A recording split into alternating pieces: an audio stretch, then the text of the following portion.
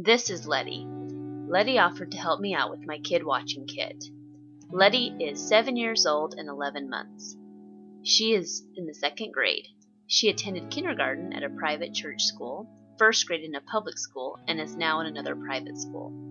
She's a dedicated student, enjoys learning and attending school. Her favorite colors are red, black, and white.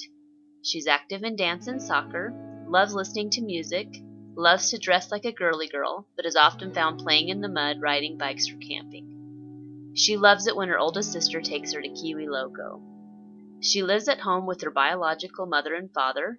She's the 3rd child out of 4, but there's a large age gap between her and the oldest 2 siblings. She has a sister that's only 11 months younger, so her personality is very comparable to a firstborn child.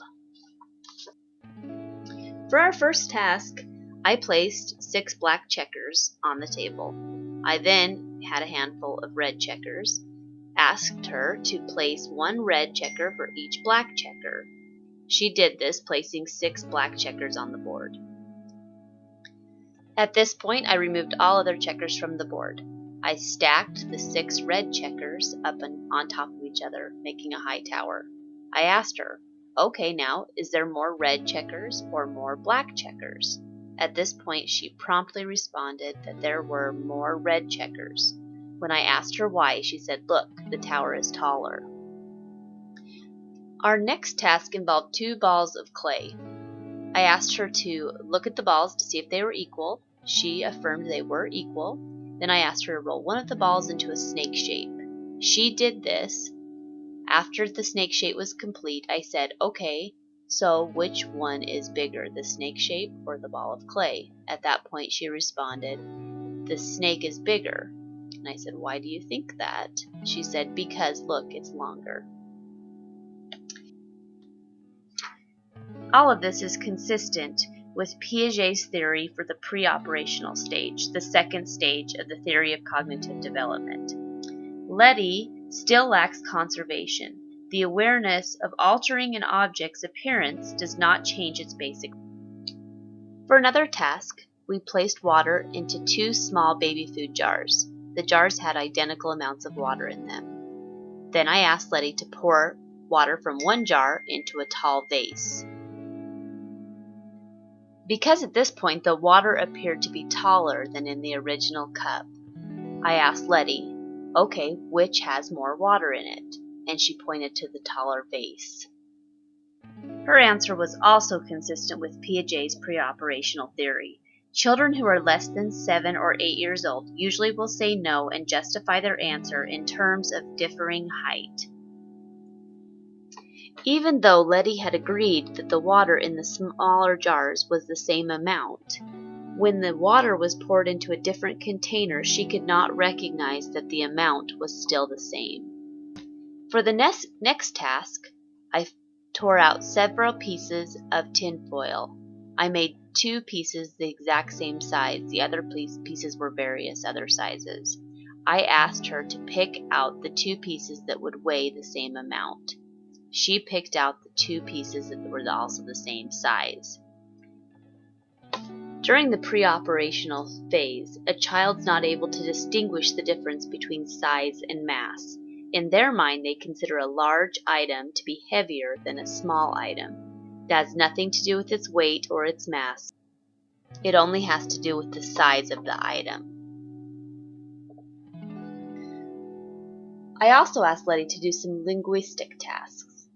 First off, Lettie decided to read the book When Sophie Gets Angry, really, really angry. As she read, I noticed several miscues. Most of these were self-corrected. The text still made sense as she read. After I got done reading, I asked her a few comprehensive questions. She was able to answer these questions with ease. So even with her miscues, she still understood what she was reading. Some of her common miscues were things like, instead of every, saying ever, or an instead of a, or red instead of ready. Several of these attempts might be to try to guess the word, Lettie may also have been trying to guess the word according to predictions from the pictures that she was looking at. When we look at descriptors of reading development, we see that these are common skills for early readers. Lettie would be considered an early reader. She understands that print flows from left to right. She has a basic vocabulary of functional and personal words, yet is stopped by hard words. On the model of development stages in reading, on page 271 of our text, Lettie would fall into stage 1. She acquires the ability to sound out words, translate letters into sounds, and blend sounds into words. She also has completed her learning of letter names and sounds. This is consistent with her grade level for first or second graders.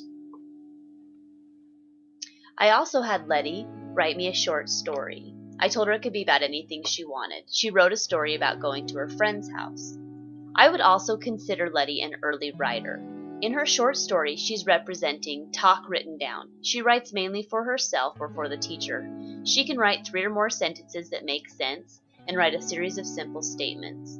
It's common for early writers to also invent spelling. As you can see here, Lettie misspelled words like went, W-I-N-T.